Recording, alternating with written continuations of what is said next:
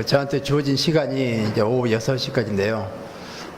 시간이 많지, 내용에 비해서 시간이 너무 이제 부족해서 마음이 좀 급해요. 해야 할 게 많은데, 이제 정말 스님들에게 필요한 걸 다 전해드리고 갔으면 하는데, 이제 주어진 시간이 좀 짧다 보니까, 그래서 제가 좀 서둘러서 진행하도록 하겠습니다. 이제 사회소통 지수인데요. 이건 2011년도 조사한 건데, 아마 지금은 더 심해졌으면 심해질지 덜하지는 않을 것 같아요. 그래서 사회소통 지수를 한번 보도록 하겠습니다. 사회소통 지수가 평균이 41.8입니다. 사실 우리가 그 60점 밑에 점수는 낙제 점수 아닌가요? 그래서 60점 밑도 아니고 50점 밑에 그것도 40점대예요. 그러니까 이건 우리 사회는 여전히 소통 부재라는 사실이에요. 이러한 소통 부재가 이제 사회 그 평균 지수가 이럴 때 가정을 어떨까? 가정, 그리고 그러니까 이 사회에 있는 모든 공동체 역시 여기서 약간 정도의 차이가 있을 뿐이지 비슷한 그런 상황이 아닐까 싶어요. 그러니까 여전히 소통 부재입니다. 어떤 공동체가 됐든지요. 그런데 이제 가장 심각한 게 정치권입니다. 요즘 보면 정치권의 소통 부재는 아마 28점보다 더 떨어지지 않을까 싶어요. 어떨 때 보면 전혀 제가 생각할 때는 0인 것 같아요. 전혀 안 통해요. 전혀 안 통해요. 그리고 자기 얘기만 하고 있어요. 하여간 이건 정말 너무나 가슴 아프고요. 지금 우리가 어떤 시대를 사는데 저런 모습을 또 봐야 될까? 그리고 정치인들의 그 수준이 이제 그 정도일까? 그런데 역으로 생각해 보면요, 정치인들의 수준이 누구의 수준일까요? 예, 국민의 수준이에요. 우리의 수준이에요. 결국 그게 남의 문제가 아니라는 거죠. 그런데 항상 보면 사람들이 착각해요. 나만 빼놓고, 나는 괜찮고, 저 사람만 이런 식으로 하는데, 인간관계 항상 망가지는 게 이제 그것 때문에 그렇지 않은가요? 정치권도 마찬가지입니다. 그리고 이제 기성세대와 젊은 세대 간의 이제 소통 지수인데요. 이 역시도 낙제 점수예요. 다른 것보다 약간 더 낫다고 그러는데, 그 나은 건, 몇 점 나은 건 그 나은 것도 아니에요. 그냥 마찬가지로 낙제 점수입니다. 그러니까 세대 간의 소통 지수 역시도 문제인데, 그게 가정에서 부모와 자녀 사이에 그 소통도 마찬가지로 어려워요. 도대체 저는 이제 늘 그런 어떤 상담을 통해서 제가 체감하고 있는 게 갈수록 더 쉽지 않구나 싶은 생각이에요. 그래서 이러한 소통 교육이 사회 전반에 하여간 부모들 또 자녀들까지 다 해야 되는 이 교육이 바로 이게다 싶은 생각을 하게 되는 거죠. 제가 이제 철학을 전공하고 또 인간학, 인간관계 이 문제를 하면서 제가 기국에서 제가 한 20년 됐습니다만 가장 먼저 눈에 띈 게 바로 이 문제였어요. 인간관계 문제, 소통의 문제예요. 그래서 그때부터 준비해서 이렇게 강의를 하게 됐죠. 그러면서 도대체 왜 소통 부재가 그렇게 심각한지 그런 배경, 그 원인 분석부터 해가지고 우리 의식의 문제까지 그 작업을 그래서 세미나식으로 준비해가지고 5개를 쭉 준비해서 지금까지 진행하고 있어요. 2박 3일, 2박 3일 해서 5번으로. 스님들은 지금 첫 번 해서 그것도 하루로 해서 끝나는데 아주 그냥 큰 그림만 이렇게 그린다고 생각하시면 돼요. 지금 그 어떤 공동체, 수도 그 공동체에서 5번 다 한 그런 수도 공동체도 있고요. 그만큼 심각한 거죠. 소통 부재 문제에 대해서 한번 정리해 보겠습니다. 가장 가깝고 소중한 존재와 가장 소통이 안 되는 이유가 뭘 것인가? 여기서 가장 가깝고 소중한 존재, 그럼 누구를 생각할까요? 일단 함께 사는 사람, 가족이 되겠죠. 가장 가까운 가족의 간의 그 소통 역시도 문제가 심각해요. 저는 부부들 교육하면서 그 어머니들요. 교육할 때 보면은 어머니들이 한결같이 하는 얘기가요. 내 남편은 하여간 평상시에 법 없이도 살 수 있는 사람이라고 남들이 그렇게 얘기하면서 얘기할 정도로 그런 사람이고, 동네 아주머니, 소프 아주머니한테 인사 그렇게 잘하고 친절한 사람인데 자기한테는 그러지 않는데요. 이해가 안 된대요. 정작 중요한 사람이 누구냐 그 말이에요. 정작 중요한 사람이 누군가를 모르고 살아가는 사람이에요. 그래서 우리는 정작 중요한 가장 가깝고 소중한 사람, 나와 함께 있는 사람인데 그 함께 있는 사람과 소통이 안 된다. 이건 불행해도 그렇게 불행할 수가 없어요. 이 문제 풀어내고 나머지 그 이후의 사람, 그 다음에 이제 해야 되는데 우리는 거꾸로요. 먼 데 있는 사람하고는 잘 통하려고 그러고 가까이 있는 사람하고는 전혀 신경 안 써요. 왜 그럴까요? 왜 그럴까요? 당연하다고 생각해서 그래요. 붙박이 가구처럼 생각합니다. 항상 그 자리에 있을 걸로 생각을 해요. 그러니 그게 바로 이제 관계를 망치는 이제 아주 이제 그 시작이 되겠죠. 사람은 가구가 아니에요. 가구처럼. 그리고 당연하다고 생각. 늘 그 자리 지키는 사람으로. 그런데 어느 때 비로소 이제 그걸 이제 깨닫게 되겠습니까? 예, 없을 때요. 그 자리가 비었을 때요. 그때는 너무나 황당한 거예요. 그러면서 가슴을 치면서 왜 있을 때 잘해주지 못했을까? 이미 끝났네요. 그래서 우리는 없음을 통해서 있음의 중요성을 깨닫는 그만큼 이제 우리 인간의 그 어리석음이요. 우리 있을 때 잘해야 된다는 유행가 가사가 얼마나 중요한지 비로소 이제 피부로 느껴집니다. 정말 중요한 것은 가까운 사람이에요. 소중한 사람이에요. 우선순위 첫 번째 되는 사람. 가장 잘해야 되겠죠. 그러니까 가족, 함께 사는 사람이에요. 그런데 이제 그 관계가 가장 힘들어요. 왜요? 서로가 이렇게 밀착되다 보니까요. 서로에 대해서 너무 많이 알고 있는 것 같으면서도 모르고 있는 게 또 그 사이예요. 그리고 그 감정이라든가 이런 게 이해관계가 얽히고 설키고 해가지고 아주 복잡한 상태가 됐어요. 그러니까 그게 가까워지면 한없이 가까워질 수도 있는데 그런 이해관계 이런 저런 것이 해가지고 걸림돌을 많이 만들어놨어요. 그러니까 다른 사람과는 편하지만 가까이 있는 사람 편치 못하는. 그러니까 뭔가 이게 소통과 관계에 있어서 가장 기본적인 게 잘못되어 있다는 사실. 이제 그 문제 해결하지 않으면 정말 앞으로 이제 그 우리가 행복에 있어서 가장 중요한 게 뭐 물질이다 뭐다 하는 것은 부차적인 것이고 결국은 보면 함께하는 사람, 나하고 함께하는 사람과 아주 그 관계가 가장 소통이 잘 되는 정말 원활한 관계일 때 그게 행복의 이제 우선순위 첫 번째가 되지 않을까 싶은데 거기서 걸렸다 그러면 돈 있어봐야 못합니까? 그리고 정말 내가 원하는 걸 다 이뤘고 사회적 명예 얻었고 그런데 가족은 다 망가졌다고 그러면 그 사람이 행복할 거냐고요. 이제 가장 가깝고 소중한 존재와 가장 소통이 안 되는 건 당연하다고 생각하고 붙박이처럼 생각하는 거예요. 아니 이제 거기서부터 이제 생기는 문제겠고. 이러한 문제가 가정에서부터 시작해서 학교, 직장, 모든 공동체에 공통으로 안고 있는 문제라고 말이죠. 예외 없어요. 하여간 우리 그 대한민국 안에서는요. 그래서 이제 삶과 문제에 대해서 한번 정리를 해보도록 하죠. 그러니까 문제 없는 삶이란 없어요. 근데 왜 문제가 없는 삶이 없죠?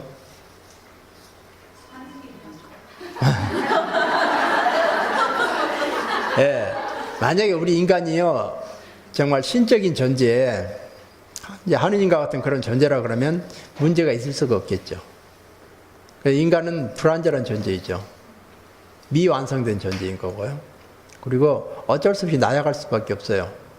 그게 하느님에 비하면 그러한 어떤 불완전성이 아주 선명히 드러납니다. 그래서 아구스티누스의 고백록을 보시면은요, 그 아구스티누스의 고백록은 두 가지 물음의 답을 거기서 이제 찾고자 하는 시도거든요. 하나는 하느님과의 관계 안에서 내가 어떤 존재일까요? 라고 하는 그 물음의 답이요. 또 하나는 나에게 있어 당신은 어떤 존재입니까? 라고 하는 그 물음의 답이요. 그래서 이제 거기서 하느님에 있어서 하느님과의 관계 안에서 나는 어떤 존재인가를 통해서 비로소 아구스티누스는 뭘 이제 얻게 되냐면요. 하느님은 완전하시고 완벽하신 데 비해서 나는 극히나 불완전하구나. 그리고 나아갈 수밖에 없고 죽지 않으면 안 될 수밖에 없는 그런 존재라는 것을 비로소 깨닫게 되었다 그 말이죠. 그 전에는 교만했어요. 자기가 신인 것처럼 그냥 하여간 너무나 잘 나갔고 유명했고 그러다 보니까요. 그래서 자기 존재를 제대로 이해를 못했다는 거죠. 그런데 하느님에 비춰보니까요. 비로소 내 모습이 선명하게 드러나더라. 그러니까 우리가 인간 관계예요. 관계를 통해서 비춰볼 수밖에 없어요. 혼자 있으면 내가 누군지도 몰라요.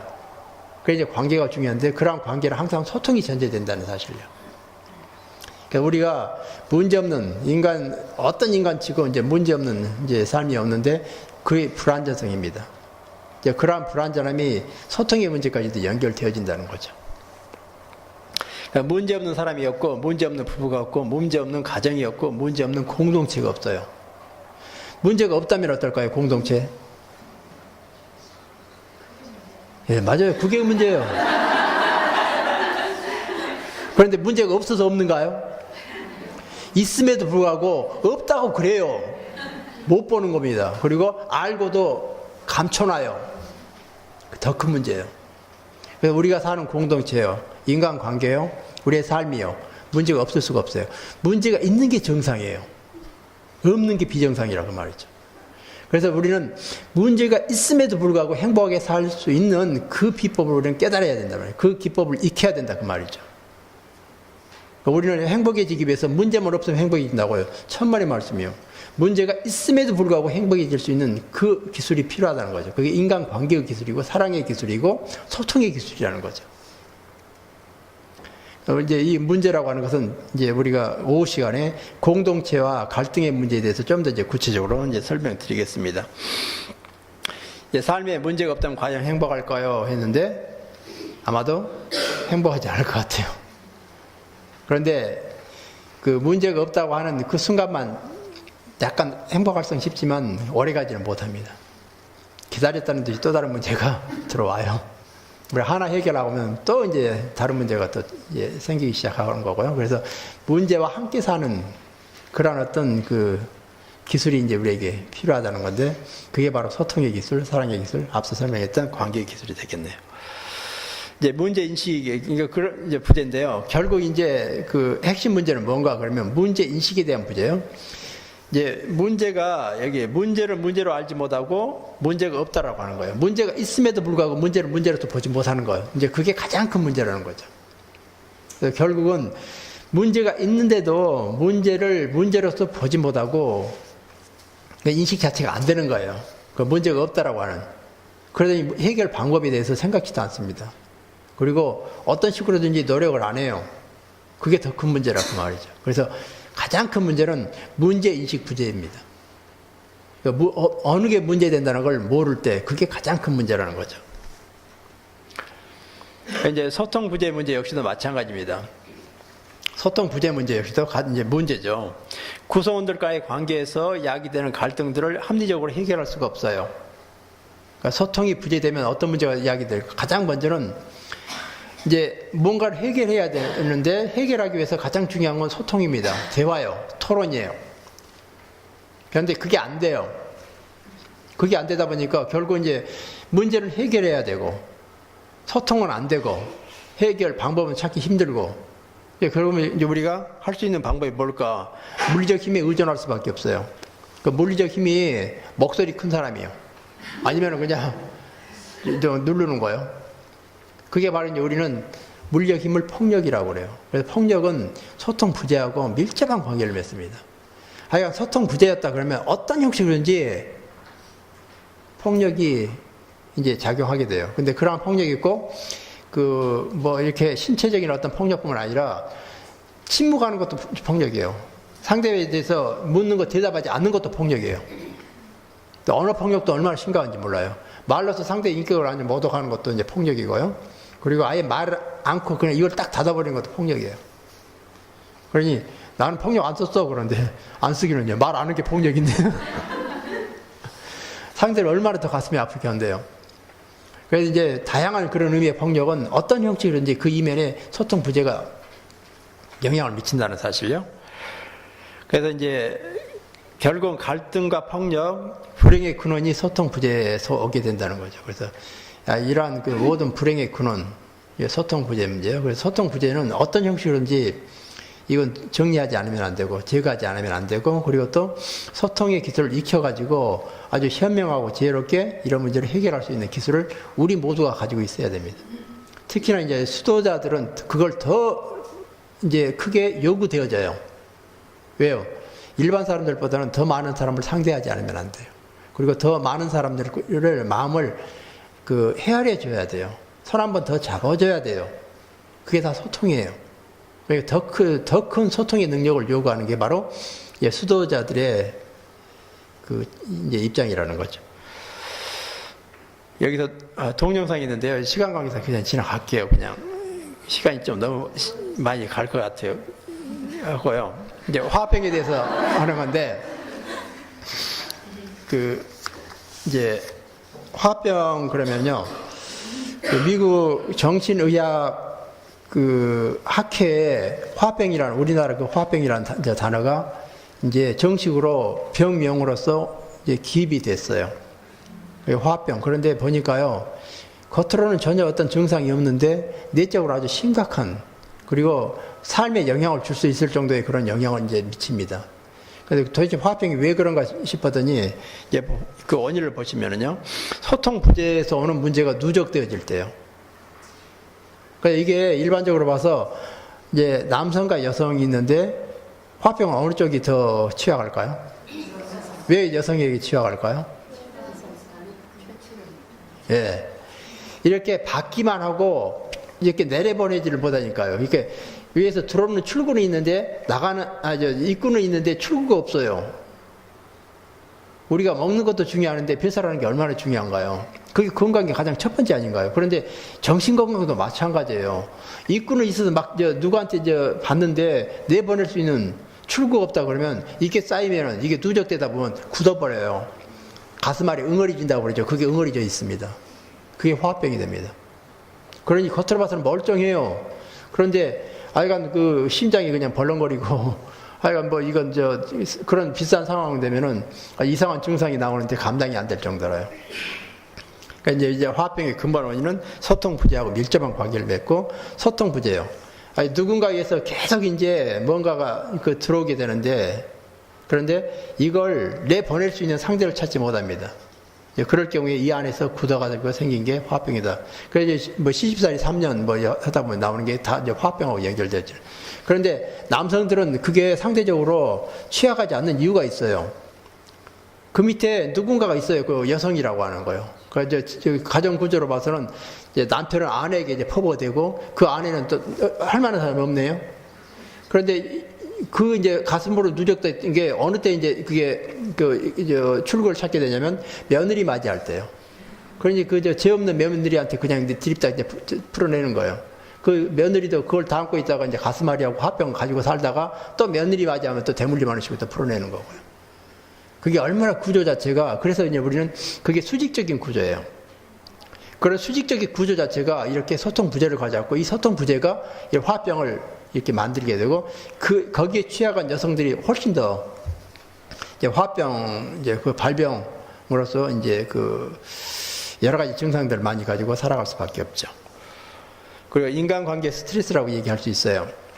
그래서 우리는 인간관계에서 오는 스트레스가 스트레스 중에 가장 힘든 스트레스입니다. 만약에 일이 많이 해요. 그래서 스트레스가 쌓였다 그러면 좀 쉬면 됩니다.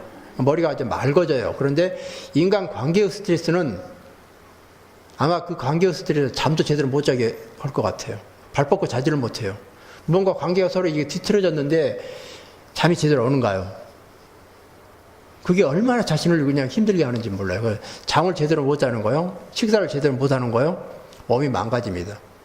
그래서 왜 병이 생기냐고요. 바로 이 인간관계에서 오는 이런 문제가 가중되어질 때 자기도 모르게 그러니까 모든 면역 체계를 그렇게 파괴시켜버려요. 이런저런 문제, 우리가 얘기하는 그런 골치 아픈 그런 문제가 다 거기서부터 이야기되어져서 이제 실제 병으로까지, 심지어는 암으로까지도 이게 이제 발전되어 줄 수가 있죠. 그러니까 스트레스는 만병의 근원이라는데 바로 그 스트레스의 원인이 소통 부재에서 온다는 거죠. 인간관계의 그 스트레스는요. 이제 여기 동영상 소통 부재에 대한 자살과 연결된 부분인데요. 이 부분도 일단 지나가고 자살의 현황에 대해서 설명을 드릴게요. 그 OECD 국가 중에서 자살률 1위가 바로 우리나라입니다. 그런데 이 1위를 10년 이상 지금 계속 우리가 고수하고 있어요. 그러니까 이런 것을 1등 안 해도 좋을 것 같아요. 그런데 1등 안 해도 좋을 이런 것을 1위 하는 게 몇 가지가 있는데요. 그중 하나가 바로 자살률인데 이 자살률을 보면은 하루 1000명 정도가 자살을 시도한대요. 그런데 이 중에서 자살을 1000명 정도 시도했고 성공하는 사람이 얼마나 되는가? 그게 10년도 통계로 봐서 42.6명이래요. 그럼 1시간에 2명 정도입니다. 그런데 이게 1년마다 1명씩이 더 늘어나요. 그래서 지금은 이제 한 43에서 44 정도 이제 되지 않을까 싶어요. 그러니까 하여간 1시간에 2명 정도라고 생각할 정도로요. 이게 계속 늘어나는 추세. 그런데 우리가 이걸 보면 너무나 이제 역설적인 게요. 정말 60년대 배고픔의 시대였어요. 그리고 살기 어려웠습니다. 그때는 자살률이 아주 낮았어요. 그래서 지금은 그때에 비하면 얼마나 살기 좋은, 비교가 안 될 정도의 그런 물질적 풍요 속에서 우리는 살아가고 있어요. 그런데 사람들이 왜 이렇게 많이 자살하는가요? 왜일까요? 이건 도대체 어떻게, 정말 정상적인 이 머리가 설명이 잘 안 돼요. 이해가 잘 안 가는 부분이에요. 바로 이제 그 이면에 보면은, 하여간 그 물질적으로는 풍요해졌지만 정신적으로는 피폐해졌고, 또 피폐해진 그 한 큰 부분이 서로 소통해서 오는, 정말 내 마음을 알아주는 사람을 찾아보기 쉽지 않는, 과거에 그런 공동체는 다 깨졌어요. 정말 가까운 친척, 혈연, 이런 그 따뜻하게 손잡아주고, 이 얘기 들어주고, 아니, 그런 이제 사람을 찾아보지 못하고, 개인주의화되고 있죠. 이제 개인주의화되고 있는 그 여건에 속 얘기를 할 수 있는 상대 찾는 걸 결코 이제 쉽지 않은 여건이요. 아마 작년에 그런 일이 있었을 거예요. 수원에서요, 자살하려고 하는 사람들이 요즘도 가끔 이제 그렇게 해요. 자살 카페라고 하는 게 있어요. 죽는 게 쉽지가 않죠. 겁나죠. 그래서 혼자는 힘드니까 자살하려고 하는 사람들이 카페를 통해 서로 만나요. 그래가지고 함께 죽으러 가요. 젊은 사람들이요. 서로가 연고 없는 사람들이 서로 만나가지고 가는데, 이제 수원역에서 만나자고 했던가 봐요. 6사람이 전국에서 모여서 6사람이 만났어요. 그리고 이제 6사람이 강원도에 펜션 하나를 예약을 해놓고 이제 차 타고 그리 가야 돼요. 이제 차 한 대, 승용차를 렌트했냐요? 승용차 한 대 보통 5사람 타죠. 한 사람 못 탔어요. 5사람이 이제 가고 한 사람이 남은 사람이 경찰에 신고했네요. 나 빼놓고 죽으러 간다고.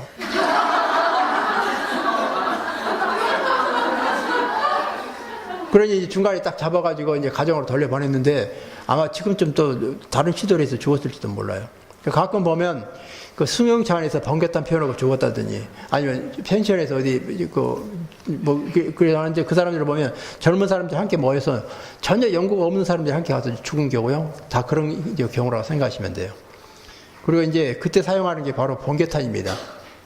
죄 없는 번개탄이 이제 자살의 도구로 사용해서, 하여간 번개탄 어떻게 실명으로 해서 팔아야 될 것인지 어쩔지 요즘 그 얘기할 정도로. 하여간 시대가 그렇게 달라졌고, 하여간 자살이라고 하는 게 얼마나 이제 또 다른 소통 부재에서 야기되어지는 이제 우리 사회의 이제 골칫거리인데요. 이제 사회 고위층 인사부터 자살에 연루되어 있다는 사실요. 하여간 전직 대통령부터 이제 자살을 했으니까 너무도 이건 어떻게 설명이 안 돼요. 이제 본인이 억울했다고 하는데요. 그렇게 억울하다 그러면 죽지 않은 사람 어디 있어요? 다 죽어야 되죠. 억울해도 살면서 그걸 한번 모범으로 보였어야 돼요. 그런데 너무 안타까워요. 이제 유명 연예인들 최진실 씨 자살하는 거 보고 아마 여러분들도 너무 이제 가슴 아팠을 것 같아요. 그런데 그 이후의 문제가 더 가슴 아파요. 그 2년 후에 자기 아버지가, 남편이요, 자살했죠. 아마 동생이 먼저 자살했어요. 예, 2년 후에 동생이 자살하고 또 그 년 후에 그 애기들 아빠가 이제 자살했고요. 그래서 그 최진실 씨 아들, 딸 둘이 있는데 어린 시절에 엄마 죽었죠. 삼촌 죽었죠. 아버지 죽었죠. 그걸 어떻게 감당하라고요? 도대체 용납이 안 돼요. 그 어린애들이 그걸 감당하고 어떻게 살아갈 수 있어요? 그리고 국민들이 그걸 다 지켜보면서 베르테르 효과라고 그래서 보방자살을 또 하게 되잖아요. 그러니까 공인은 말 그대로 공인이에요. 그러니까 책임이 있어야 돼요. 그런데 그게 전혀 없이 그렇게 행동하는 거예요. 너무나 안타까운, 그게 이제 유명 연예인들이고요. 그리고 자살률이 20, 30대 자살률이 급증하고 있다는 게 이게 보통 큰 문제가 아니라는 거죠. 20, 30대면은 아주 꿈 많은 그런 나이가 돼야 되는 거 아닌가요? 그런데 이 꿈 많은 그런 나이, 이 시기, 그리고 아주 열정을 가지고 이제 삶을 살아내야 할 이 나이가 죽음을 생각하고 있다고 그러면 그건 병든 사이 아닌가요? 우리 사이 병들었어요. 근데 그 병든 이면에 봤더니 소통부재가 큰 역할을 하고 있더라고 말이죠. 그리고 노년층 자살률도 아주 급증하고 있는데 준비 없이 노년 시기를 맞이합니다. 요즘 이제 80세에서 100세 시대까지 이제 상황이 이제 바뀌어지고 있는데 준비 없는 노년, 그리고 준비 없이 이제 오래 사는 것은 말 그대로 재앙이라는 사실이요.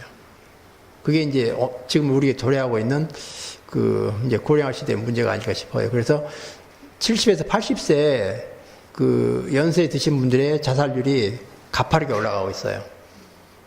그러니까 오래 사는 건 결코 좋은 게 아닙니다. 삶의 질이 이렇게 보장되지 않은, 그래서 이걸 사회도 노력해야 되겠지만 본인 역시도 노력하지 않으면 안 돼요. 그래서 제가 부모들 상대로 가정교육할 때요, 제발 자식들에게 다 주려고 하지 말라고요. 대학 공부 시키는 것까지 딱 끝내고 나머지는 노후 준비하시라고요.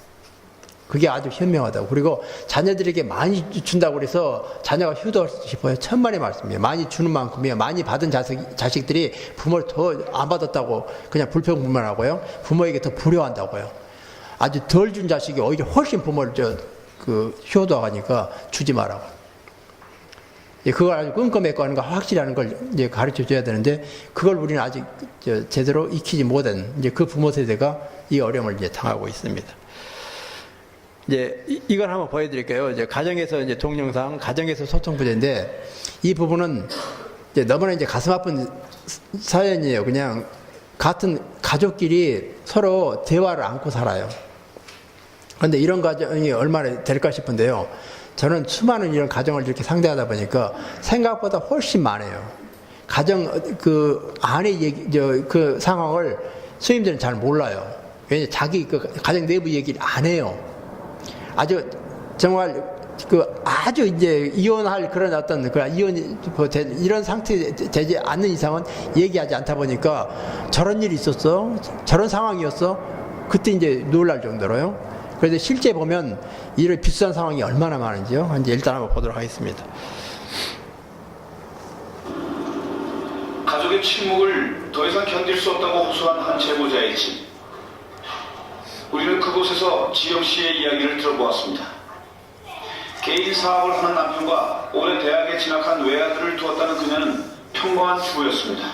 그런데 그러니까 행복한 가정이냐고 사실 그려진다는 건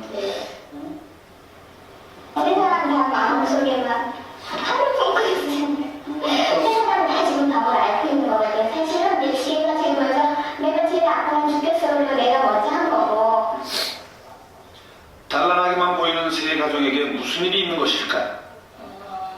저는 말 안 해보시면 항상 됐어요.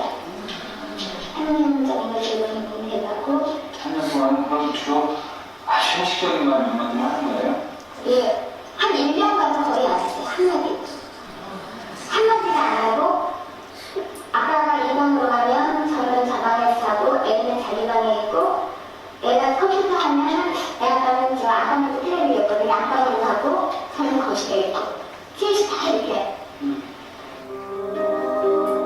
지난 3년간 가족은 제대로 된 대화는 물론 서로 마주치는 일조차 철저하게 피하고 있다고 했습니다.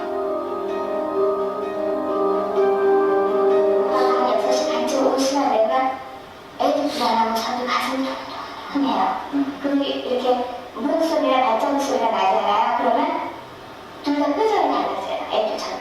이때 보통 이런 소리가 크지 않거든요. 그 3시 반에 너무 웃긴 게 얘가 제일 먼저 하고 제일 먼저 여기 가서 막 좋아하라고 여기서 물을 긁고 나는데 애가 컴퓨터 하고 있다가 나빠 오면 문 닫거나 컴퓨터를 끄고 자기 방으로 가느라고 바쁘고 저는 원래 테레비를 끄거나 이걸 하고 빨리 내 방으로 수술해서 지금 가는 거예요. 나는 저녁에 퇴근해서 아침 갈 때까지 우리 지옥이에요. 가족 모두가 겪고 있는 침묵의 고통 속에서 자유로운 곳은 오로지 애완견뿐이라고 합니다. 태양만 얘기하신다면서요? 트레 식구가 다 그랬어요. 강아지를 너무너무 예뻐요. 차가워요, 얘가 여기 누워가서 막 좋아하면 잘 놀았어? 한 10분을 여기 서서 신당한 거고요. 어디 놀았어? 뭐 했어? 우리는 여기서 그런 거 한 번도 안 받아봤거든요. 옛날에도. 유일한 말 상대가 키우고 있는 강아지라는 기막힌 일이 3년간 서로를 외면하고 살아온 지영씨 가족에게 실제로 일어나고 있다는 것입니다.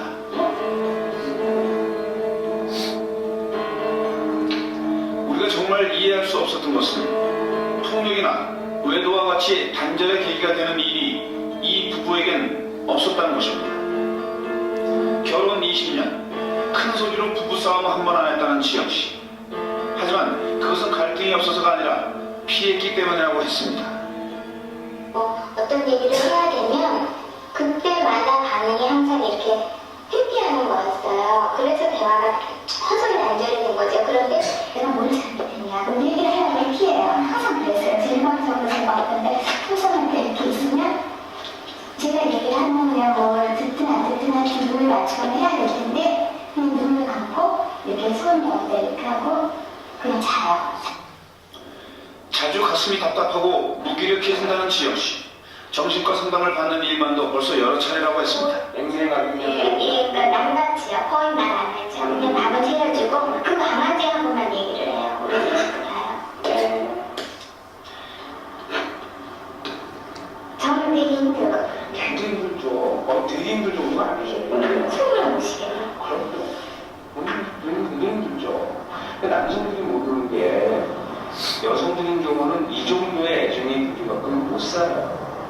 남편이 돈 안 주는 것뿐만 아니라 문제는 마음의 벽이 너무 높아 해결이 쉽지 않다는 겁니다. 국민적인 가정의 저는 이미 와 있어요. 이미 남편하고 아내하고는 사랑이 별로 거의 없고요. 아들도 마찬가지고. 아직은 뭐 20년 내내 없었어요. 부부 상담 치료를 해보자는 병원의 제안을 받고 고민하던 지영씨가 수화기를 둡니다. 1년여 만에 통화라고 했습니다.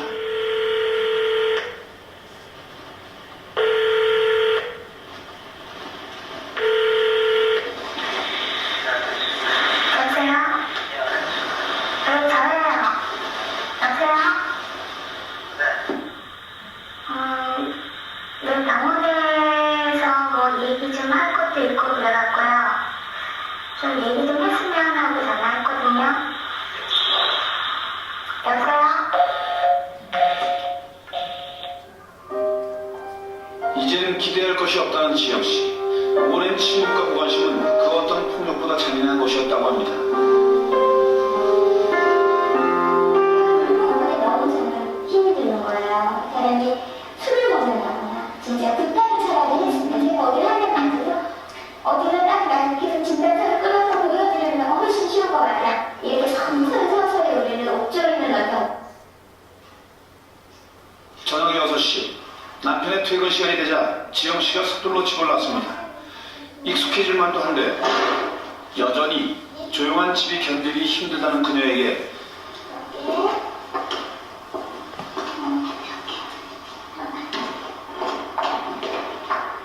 침묵을 지키는 일도 침묵을 깨는 일도 어려운 선택인 듯 보였습니다. 네, 이제 보셨듯이 아주 그냥 가족 사이에 전혀 대화가 없어요. 그게 한 3년간은 거의 한마디도 안 했대요.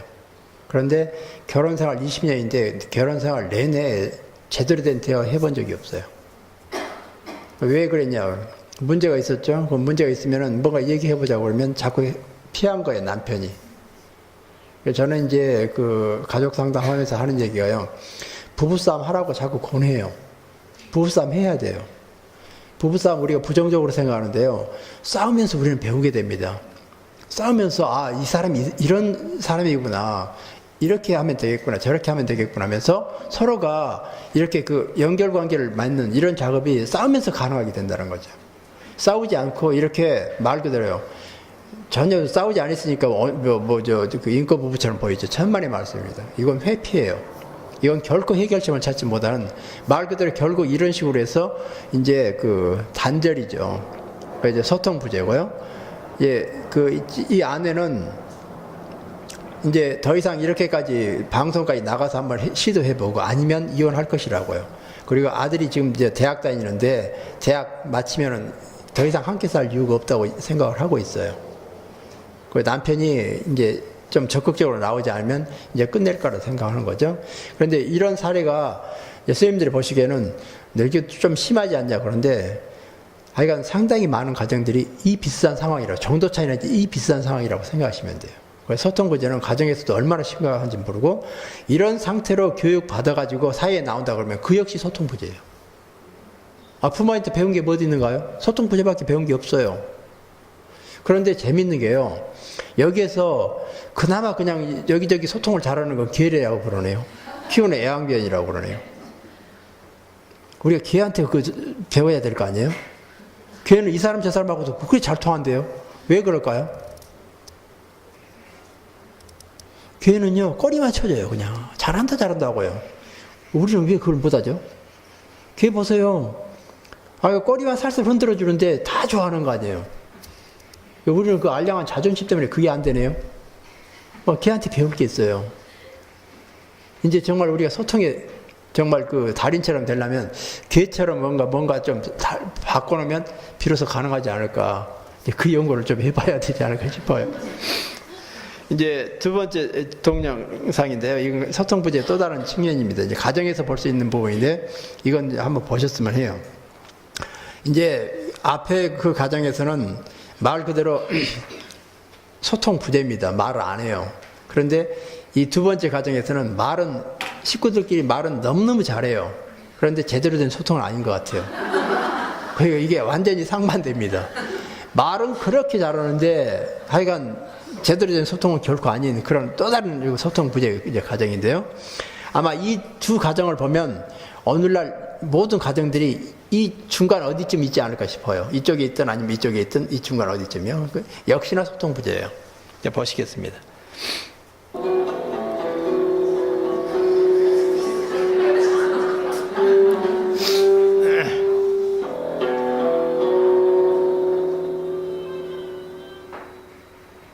결혼 생활 25년.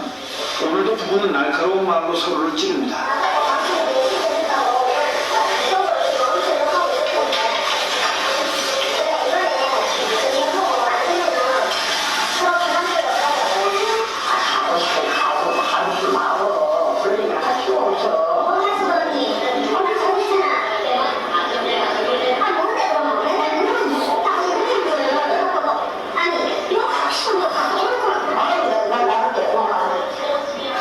부부의 대화는 늘 이런 식이었습니다. 주인의 말로 부부는 흥분을 가라앉히고 다시 대화를 시도합니다.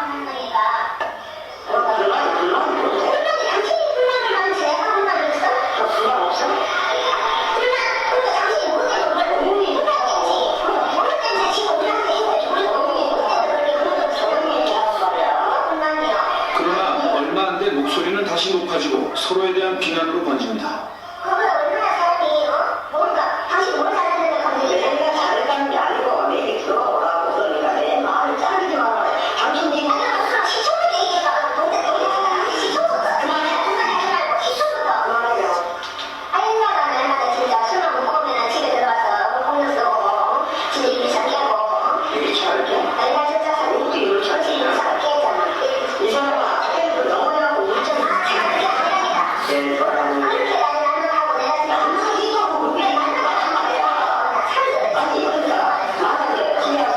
싸움은 어느새 까마득한 과거의 기록으로까지 넘어가 끝없이 이어집니다.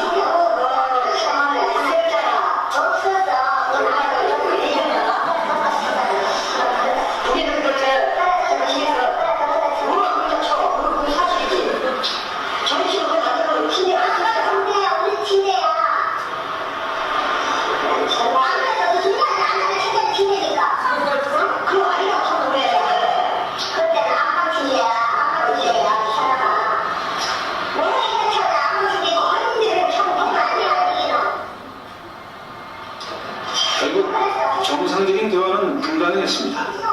악순환만 되풀이되는 싸움에 남편은 지쳤다고 했습니다. 그 사람이 이해를 내 말을 이해했을 때 이렇게 하고 싶은데 왜 미안해 응? 나 하는 거냐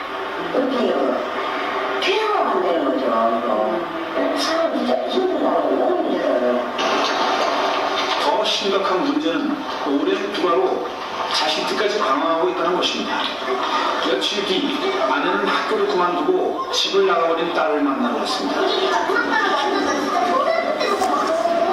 솔직히 내 아빠 아니라고 그렇게 말하는 데는 아빠가 그렇게 행동했고 엄마도 그렇게 맨날 생각을 하고 있으니까 내가 말하는 거 다 그렇게 안 들리는 거지.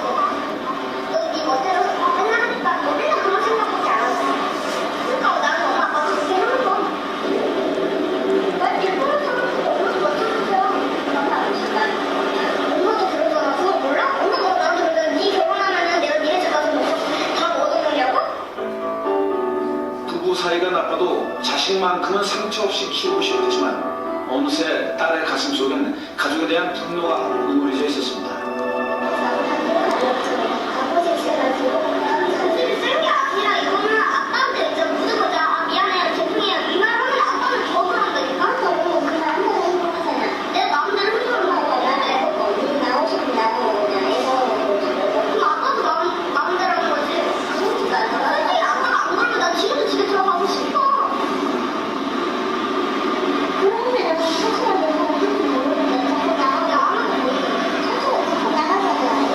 그럼 집이 그런 데니까 그러면 집이라는 그런 게 없잖아 우리는. 같이 살면 가족이냐? 우리 집은 솔직히 뭐가 그렇게 달랐는데 같이 살면 뭐야 그게 가족이냐고.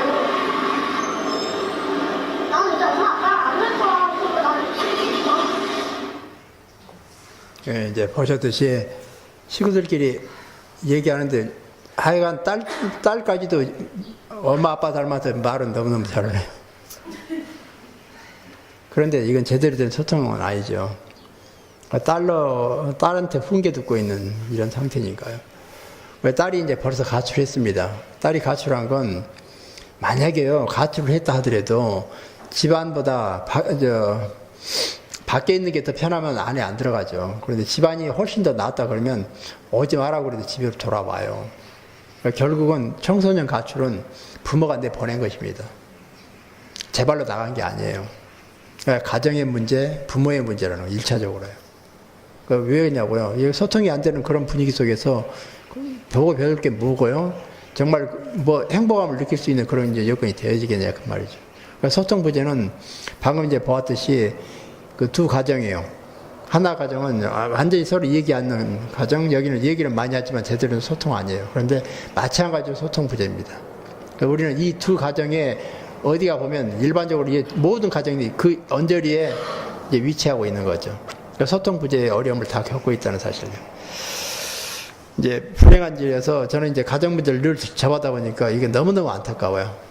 그리고 이제 이런 문제를 해결하기 위해서 어떤 식으로 이제 시도를 하는데 본인들이 나설 때는 변화가 옵니다. 그런데 본인들이 문제인식을 못하고 남들도 다 그러는데 뭐 그렇게 사는데 그게 삶 아니요? 그런 식으로 얘기할 때는 도와줄 방법이 없어요. 어떻게 방법이 없어요. 본인들이 이래서는 안 되겠다 할 때 비로소 이제 도움의 손길이 이제 주어지고 받아지고 변화가 오는데 그러기 전까지는 불가능하겠죠. 이게 가장 안타까운 이제 그런 상황입니다. 이제 소통에 대해서 좀 더 구체적으로 작업을 하겠습니다. 이제 본격적으로 이제 소통이 도대체 무엇인지 이제 그 작업입니다. 이제 이 작업에 있어 우리가 이제 물음이 필요한데요. 다른 사람과 함께 있는 내가 누구인가? 이 물음이 바로 우리에게 관계와 소통을 중요시하는 또 이제 그쪽으로 이제 문제를 풀게끔 하는 이제 질문이 되어져요. 나는 누구인가라고 하는 질문은 인간학적 질문이에요.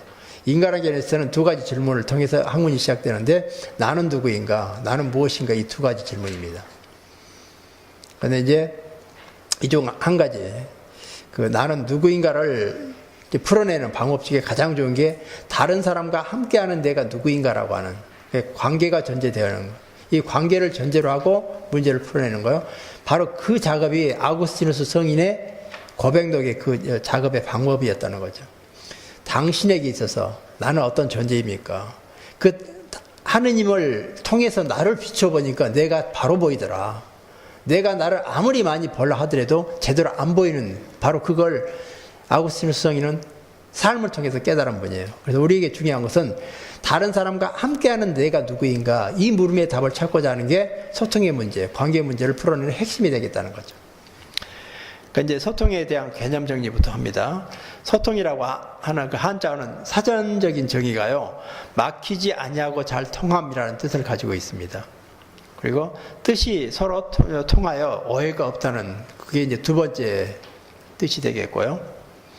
그래서 여기서 소라고 하는 뜻은 한자어 소입니다. 막혔던 것을 터서 이제 물과 같이 잘 흐르도록 작용하는 것을 소라고 그래요. 그러니까 막힌 것을 푼다는 이제 그런 의미가 있죠. 그리고 비우다는 의미도 있어요. 그러니까 트다는 의미, 비우다는 의미.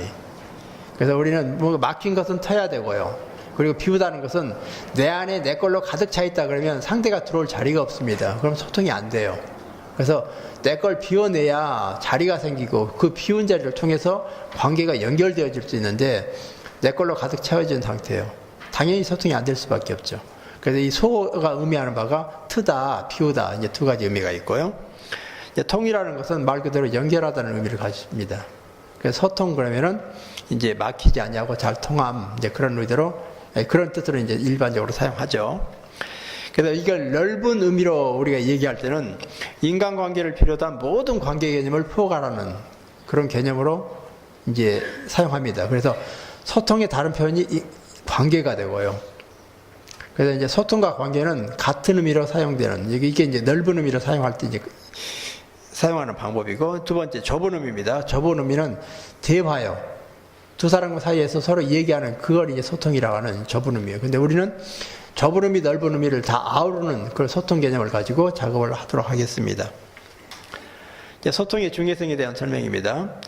허준의 동의봉합에서 허준이 얘기하는 게요, 통즉 불통, 불통즉 통 그래요. 통통으로 다 시작해요. 그리고 끝납니다. 그래서 한자를 잘 보시면요, 통즉 불통입니다. 통하면은 아프지 아니하고, 불통, 통하지 아니하면 아프게 된다 그 말이죠. 그러니까 건강의 비결입니다. 우리 몸에 기혈이 있어요. 기와 혈이. 기와 혈이 잘 통하면은 아주 건강합니다. 그런데 기와 혈이 어디라도 막혔다 그러면 그게 그 아픔으로 연결되면서 이제 문제를 이제 낳게 하고, 그게 이제 질병이 되겠죠. 그래서 우리말로는 통하면 아프지 않고 통하지 않으면 아프다는, 그게 이제 소통의 의미라고 생각하시면 되겠죠. 우리 신체 구조 역시도 소통이 안 되면 병들 수밖에 없어요. 인간관계 역시도 마찬가지입니다. 기혈이 막히면 몸이 병드는 것처럼 소통이 막히면 조직이나 공동체가 병이 드는 이치하고 이제 같겠죠. 그러면 이제 좀 더 구체적으로요, 가정, 사회, 조직 등을 하나의 생명체로 볼 때 생명체 내부 모든 세포와 기관들을 연결해 혈액순환을 원활히 이루어지도록 혈관의 역할을 담당하는데, 그게 바로 이제 소통이 되는 거죠. 혈관이라는 것은 모든 세포와 세포를 연결합니다. 기관과 기관을 연결하는 거고요. 그런데 바로 이 혈관이요, 혈관을 통해서 피가 흐르게 되는데 혈관이 막힌다 그러면 이게 이제 소통이 안 되게 되죠. 그래서 생기는 게 우리가 심장마비, 심장으로 들어가는 혈관이 막혀서 피가 안 들어가요. 그냥 마비가 오는 겁니다. 뇌성, 뇌경색 그러면 심장으로 가는 혈관이 좁아졌어요. 피가 안 통해요. 그러면 산소 공급이 안 되는 거죠. 그러면 이제 그 반신불수 중풍이 이제 걸리게 되는 거고요. 그러니까 우리 신체 구조 역시도 이런 혈관이 아주 그냥 미세한 혈관부터 시작해서 아주 큰 혈관까지, 그게 전체로 이제 이루어 있는데 어느 하나라도 막히면 이제 문제가 생긴다는 거죠. 그래서 소통 부재예요. 그게 우리 신체가 그러듯이 조직도 마찬가지고 공동체도 마찬가지라는 겁니다. 그러니까 하나의 혈관이 막히면 혈액이 공급되지 않고 세포와 기관들이 죽듯이 인간들 사이의 관계를 이어주는 바로 그 소통, 이제 그러한 혈관 역할하는 관계 안에서의 그 관계에 문제가 생겼다 그러면 소통이 안 되고, 소통이 안 되면은 공동체가 와해될 수밖에 없는 여건이 되어진다는 거죠. 그래서 이제 우리는 여기서 보면요, 조직 내에서 이루어지는 일의 80%는 사람과 사람 사이의 소통의 문제입니다. 혼자 할 수 있는 일은 평균적으로 따져봤더니 20% 정도는 혼자 할 수 있대요. 그런데 나머지 80%는 함께 하지 않으면 풀 수 없는 문제가 대부분이라는 사실이에요. 그러니 소통이 안 된다 그러면 공동체는 죽을 수밖에 없다는 거죠. 와야 될 수밖에 없어요. 어쩔 수 없습니다. 그러니까 공동체가 살기 위해서는 아직은 어떤 그 방법을 동원해서라도 구성원 사이에 소통이 되도록 하는 그런 노력을 해야 된다는 거죠. 이건 미뤄서도 안 돼요. 그냥 어떻게 시간이 해결해 줄 수 있는 것도 아니라 그 말이죠. 그 시간이 돼서요. 점심시간 이제 점심 먹고 나서 1시 반부터 계속 이어지도록 하겠습니다. 예, 수고하셨습니다.